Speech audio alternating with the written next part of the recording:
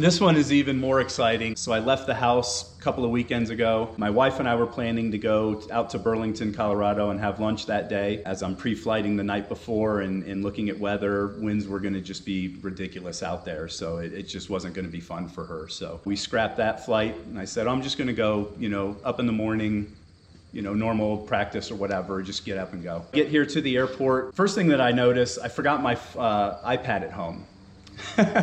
So no big deal. I mean, I've got ADS-B screen in the plane with traffic in there, so I can, get traffic awareness there. Beautiful VFR day, eyes are outside, looking for traffic anyway. ForeFlight's always nice to have because it gives you the awareness of airspace and stuff around here, and being close to DIA, it's always nice to know that you're below their shelf. I feel like having flown around here for a couple of years, my pilotage and dead reckoning skills, I think. Kind of know where those boundaries are. Yeah, I'm like, I know where I'm going, so let's just go up and it'll be one less thing that I don't have to worry about. And having, gotten to that point, I was like, well, I'm just not gonna mess with the cameras then. Like if I'm gonna be, it's new situational awareness because I'm looking over here as opposed to right in front of me. I'm like, let's just go fly. I'm not gonna worry about cameras. So now we're in the plane, doing the run up. Everything is looking good. Magneto check is fine. Peller check is fine. Everything is looking good. No amps really on the amp meter. So, I'm thinking alternator and the electrical system is running as is. I would think that like a spike on the amp meter would get me thinking about battery stuff or whatever. So, everything checks out. I make a call out that I'm taxiing from parking out to runway 34. And as I'm doing that, I get onto taxiway Alpha. I get a transponder failed message. That's new. There's no... I don't even know what that looks like. I just saw transponder failed. Okay, but I can still see traffic. Mm-hmm. It's still got 1200 squawking, everything's fine. So I go, okay, well, I'm looking, there's no circuit breakers that are tripped. That was my first thing to look for. And then I cycled the system settings to see maybe it was not picking up a satellite or something like that. So I looked there and all of those are green. Okay, well, I'll just power cycle it. So I did that. Comes back up, the message is gone. I'm sitting right there at the hold short lines of 3-4. I think it's 6 o'clock in the morning, so there's really nobody out there, nobody behind me. It turns back on, reboots, sees all the satellites. Everything looks like it's ready to go. Call out, Erie traffic. Cherokee 55 Romeo's taking runway 34, straight out departure. So I taxi out, I give it the beans, everything's going well, and I get about halfway down the runway right when I start to rotate. Transponder failed. I still see the screen and everything, but I'm taking it into the air at this point. We're ready to fly. Everything else is running fine, radios are on. So I take it into the air. This time when I go to look at it, or I try to cycle through the power settings, I think I'm gonna power cycle it again and just see as like the second time. I look at it and the screen's black.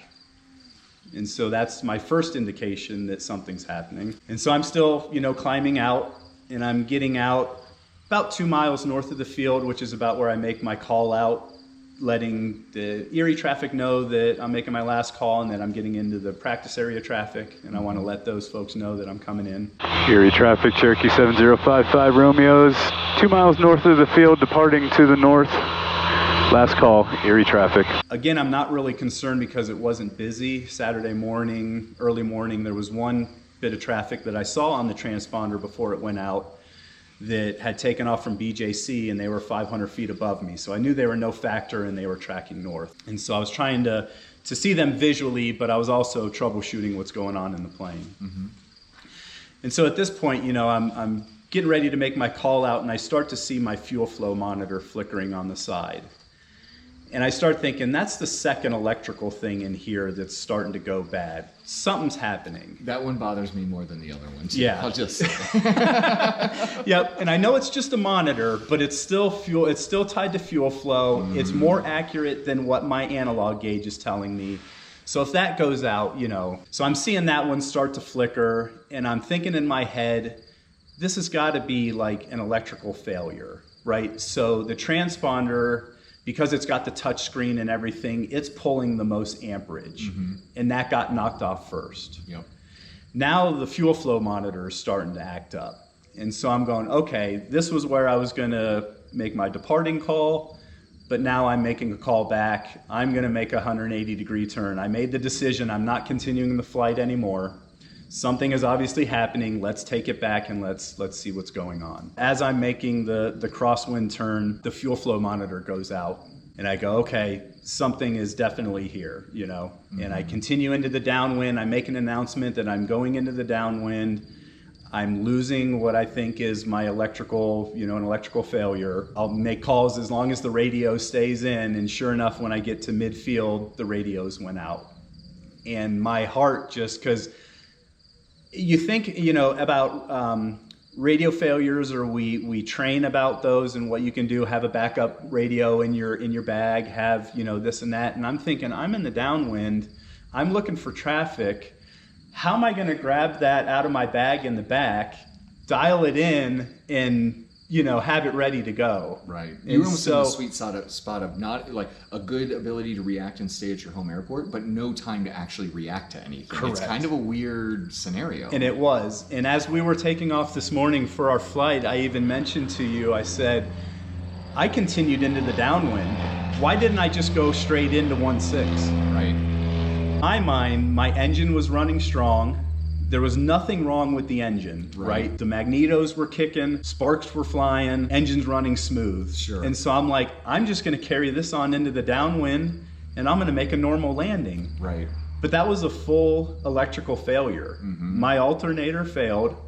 It probably failed on the ground when I had the first fault, or the first indication of the transponder. And then we're on battery. And I looked at my timer. I was only on, my engine was on for 30 minutes when I touched back down and shut it off for parking. So when they say, you know, how long's your battery going to last? You can go for a half an hour or so. No. I went maybe 20 minutes. Yeah. You know, and it was done. And so, depending on, and I started, as things were falling off, like I had my DME in there that I actually reached over and switched that off. Right. So there was one component that I turned off, and I think I turned off my second radio stack. Okay. So I had one comm radio, and I made that call out, and then it flickered and then just dropped off, and there was no electrical after. And so, I was kind of frantic in my mind. I'm thinking, now I'm visual. Like, and you're in the flight, the traffic pattern, you should be anyway. Yeah.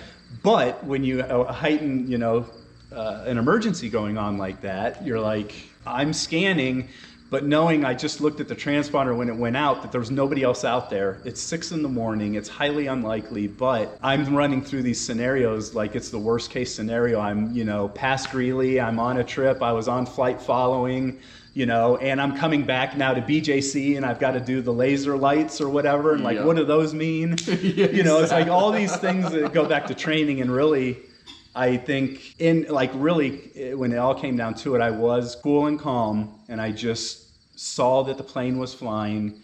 I didn't need to freak out anymore. Right. The electricity's already gone, so no big deal, right? As long as the engine doesn't shut off, like I've still got sparks going to the engine. And sure enough, I did. I came in, I made a landing that Tom Cruise would be proud of.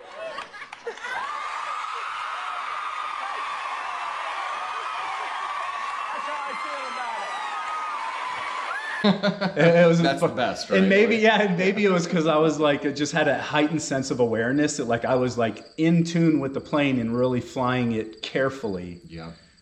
That like my touchdown was just as smooth as ever, and probably the best landing I've ever had, which stinks. Yeah. Because like, you know, when you have passengers, you want them to be like that. And I'm like, oh, nobody got to see that. But yeah, the whole experience of having that failure, being close to the airport, which was nice, but all the things that, like, as you said, you know, Monday morning quarterbacking, you know, I look back and I go, I could have landed 1.6. You know, it would have been out of the airspace, you know, less. Sure. Somebody, you know, but I didn't have any radios to call back out. So what if somebody's lined up and I don't hear them? That's what I think. Yeah, or they just shorted their call and they were waiting because they didn't see anybody else. And then all of a sudden your radio dies and they make a call saying that they're going to join. I agree with you. I think you actually did the right thing given all of it. So not that there's a wrong thing, right? You know what I mean? Like, in an emergency, you want to get down on the ground as fast as possible. Yep. But procedurally, I think you did the thing that everyone would anticipate you to be doing. So that helped others if there would have been someone. Yeah. And I think even when my call out was, it was further out than midfield, so you still had time to turn in. But I was like, I made that call, And I think with my instrument training, when you are on an instrument flight plan and you get cleared for an approach or something and your radios go out, you continue what that was, what you got approved for. And so I was kind of thinking in my mind, I approved myself for 3-4. So anybody that was on the ground is hearing that and is, I guess, expecting me to, land 3-4. So spot on, agree for sure. Yeah, just something you don't think about, but when you sit back and you replay it and you're like, oh, that did happen. Right. What am I going to do next time? Yeah, so those were 2 experiences that I had here recently that really put my piloting skills and training to a test. Something that I wanted to share with the community and let them know my experiences and something that they can learn from.